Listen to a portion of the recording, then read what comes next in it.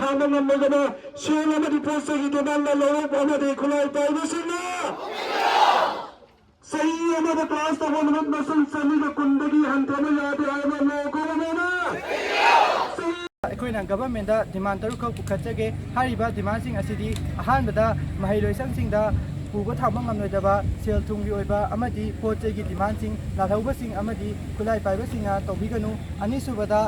ꯒꯚꯔꯟꯃꯦꯟꯠꯅ ꯏꯖꯨꯀꯦꯁꯟꯗ corruption तौबीगनु अदुगा अहुमसुबदा government थबक मतम चाना पाखतबना मरम ओइरगा एजुकेशन दा अकाइबा पीबा अमदी महिलोइसिंगदा अवाना तहालिबा असि तौबीगनु अदुगा एजुकेशन का मरी लेनाबा थबक थरमसिंगदा नेपोटिज्म करप्शन अमदी फेवरिज्म तौबीगनु अरुइबा ओइना इरमदा मणिपुर असिबु एजुकेशन दा अकाय अतोय पीदबा लमदम अमा ओहेनबियु हाइना हाइजरी इरमदा मणिपुर असिबु एजुकेशन दा अकाय अतोय पीदबा लमदम अमा इरमदा मणिपुर असिबु एजुकेशन दा अकाय अतोय पीदबा लमदम अमा पॉलिसी दी फजब सेंबा अदुगा मदुबु इंप्लीमेंट तौनो होनबुतदि अखोगी फेवरिटिज्म नेपोटिज्म दा एमएलए की मी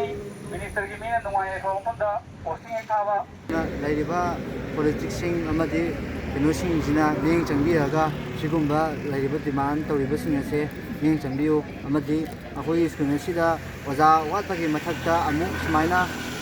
डिमांड तौबिरगा ओजासिंग किहनना खोलनना तौबिरगा अमु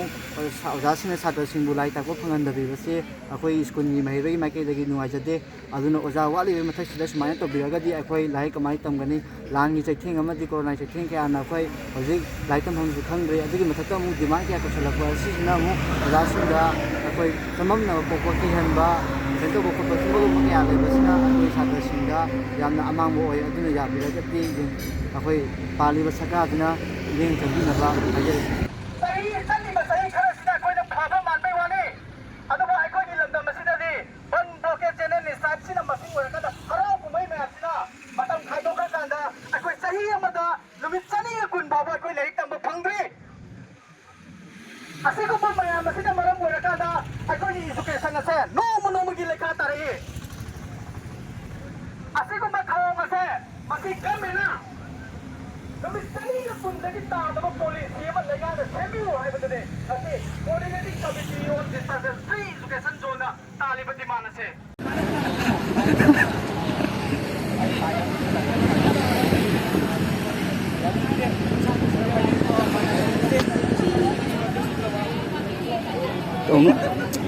सही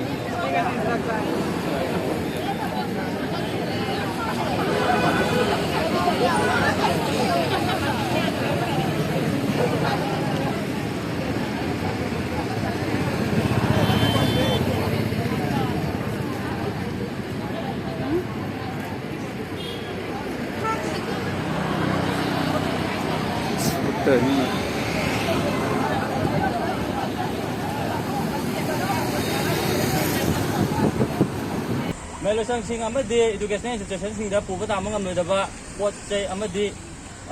demand lalhoba amadi khulai paiba singna tobiganu educational government na politician tobiganu chahi amada class toba numit masing chani kundagi anthaba yade haiba lo government na sembiu lapina som gari ko mumpu coordinating committee on disability alimanga ozani masagi masi thon singi nungi warun thambiba amadi nesta wolo chai kudingi this way na mate thamjar ka hoji hoji sida ikuna kai tumna ba ya ge ha dibai lakcha mafung phana sophulakwa amadi mading leina hingba hai sida masi 21st century ni the age of intelligence sida di education hai si masina lepi hai si ta tudba yai education hai basina lepi hai bagi महिलोइसंग अमदी educational institution सिंगदा पुबा थांबा ngamlodaba सेल अमदी पोचैगी demand लालहौबा अमदी खुलाई पाइबा सिंगना तौबिगनु लोइनाना चाही अमदा क्लास तौबा निमित मसिंग चनी कुंदगी हंथबा यादे हाइबा लो गवर्नमेंट ना सेंबियु अमदी गवर्नमेंट ना मतम चाना थबक पाइखतबना महि मसिंग तंबगी कांगलोन कहनबा अमदी महिरोइसिंगदा अवाबा पिबा तरोइदबनी हाइबसी हाइजनिंग एजुकेशन गा मरी लेनाबा थबक सिंगदा करप्शन नेपोटिज्म अमदी फेवरिटिज्म तौबिगनु एजुकेशन बु यखाइ थिंगाइबा पीदबा मफम डिस्टर्बेंस फ्री जोन ओहेनबियु पुबा थांबा ngамlagana सेल अमदि पोत चैगि डिमांड लौरक्पा अमदि खुलाइ पाइबसिंना सही अमर क्लास तब अनुमत मसल सनी का कुंडगी हंथने याद आए वो लोगों में ना सही अमर क्लास तब अनुमत मसल सनी का कुंडगी हंथने याद आए वो कौन में ना एजुकेशन में ये काय ठीक है वो की जब मत एजुकेशन में ये काय ठीक है वो की जब मत